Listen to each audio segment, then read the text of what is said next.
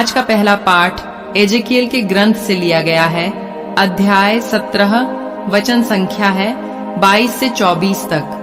प्रभु ईश्वर यह कहता है, मैं देवदार की फुनगी से, उसकी ऊंची ऊंची शाखाओं से एक टहनी काटूंगा। उसे मैं स्वयं एक ऊंचे पहाड़ पर लगाऊंगा। उसे मैं इज़राइल के ऊंचे पहाड़ पर लगाऊंगा। उसमें डालियां निकल आएंगी, वह फल उत्पन्न करेगा और एक शानदार देवदार बन जाएगा। नाना प्रकार के पक्षी उसके नीचे आ जाएंगे। वे उसकी डालियों की छाया में बसेरा करेंगे और मैदान के सभी पेड़ जान लेंगे कि मैं प्रभु ऊंचे वृक्ष को नीचा बना देता हूँ और नीचे वृक्ष को ऊंचा, मैं हरे वृक्ष को सूखा बना देता हूँ और नीचे वृक्ष को ऊंचा, मैं हरे वृक्ष को सूखा बना देता हूँ और सूखे वृक्ष को हरा, मैं प्रभु जो कह चुका हूँ उसे पूरा कर देता हूँ। यह प्रभु की वाणी है। आज का दूसरा पाठ कुरिन्थियों के नाम संत पौलुस के दूसरा पत्र से लिया गया है। अध्याय 5, वचन संख्या है 6 से 10 तक। इसलिए हम सदा ईश्वर का भरोसा रखते हैं। हम यह जानते हैं कि हम जब तक इस शरीर में हैं तब तक हम प्रभु से दूर परदेश में निवास करते हैं, क्योंकि हम आंखों देखी बातों पर नहीं बल्कि विश्वास पर चलते हैं। हमें तो ईश्वर पर पूरा भरोसा है।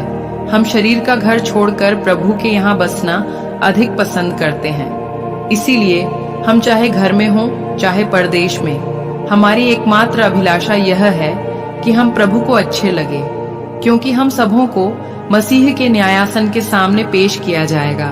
प्रत्येक व्यक्ति ने शरीर में रहते समय जो कुछ किया है, चाहे वह भलाई हो या बुराई, उसे उसका बदला चुकाया जाएगा। यह प्रभु की वाणी है।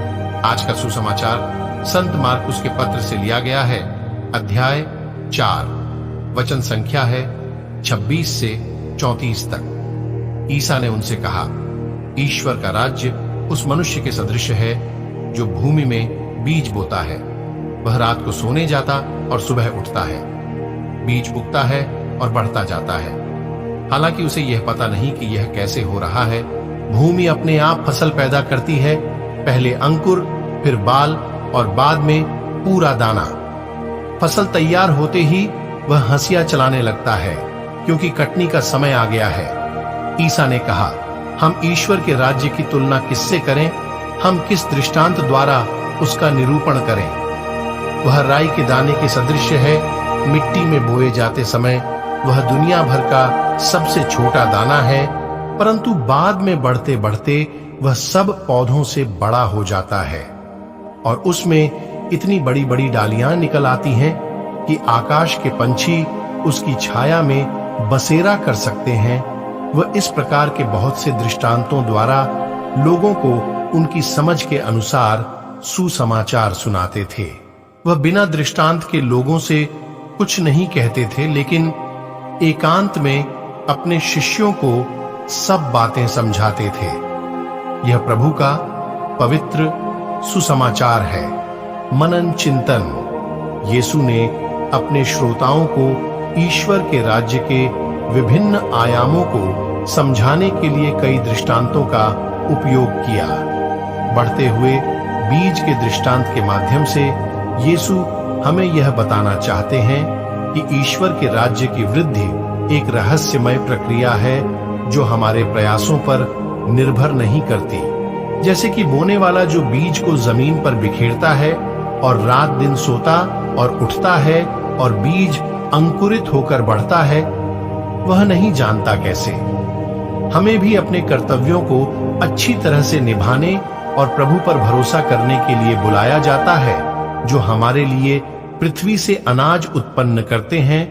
जब फसल काटने का समय आता है, हम आभारी हृदय के साथ वह सब कुछ खुशी खुशी इकट्ठा कर सकते हैं जो ईश्वर द्वारा प्रदान किया गया है। यीशु ईश्वर के राज्य की तुलना राई के बीज से भी करते हैं, जो शुरुआत में एक छोटा बीज होता है, लेकिन एक बड़े पौधे में बढ़ता है जो आकाश के पक्षियों के लिए आश्रय प्रदान करता है। ईश्वर के राज्य की स्थापना के लिए हम जो भी छोटे से छोटा प्रयास करते हैं, वह महान परिणाम लाएगा। मेरे प्यारे विश्वासी भाई बहनों, हम सभी एक बीज के समान हैं। परमेश्वर ने हम सभी को एक इस संसार में बोया है। जिस प्रकार एक बीज अच्छी जगह बोया जाता है वह अधिक फल देता है, उसी तरह हम सभी अगर अपने जीवन में परमेश्वर के वचन को ग्रहण करेंगे तो हमारा जीवन भी अच्छा होगा। तो आप सभी रोज वचन सुनने की कोशिश करें। तो आइए हम सभी आज के वचन पर मनन चिंतन करें। आप सभी को परमेश्वर आशीष तथा शांति प्रदान करे। आमीन। प्रार्थना। हे पिता ईश्वर, आज मैं आपके वचन को सुनने देखने वालों के लिए प्रार्थना करता हूं। पिता, आप उन्हें आशीष प्रदान करें, उनके जीवन को आशीषित करें, उनके जीवन को बदले, उनके जीवन में बरकत की आशीष प्रदान करें, उनके हर कार्यों पर आशीष प्रदान करें। आप उनके जीवन के दुख को दूर करें और उन्हें अनंत सुख शांति प्रदान करें। आपसे मैं प्रार्थना करता हूं। आमीन।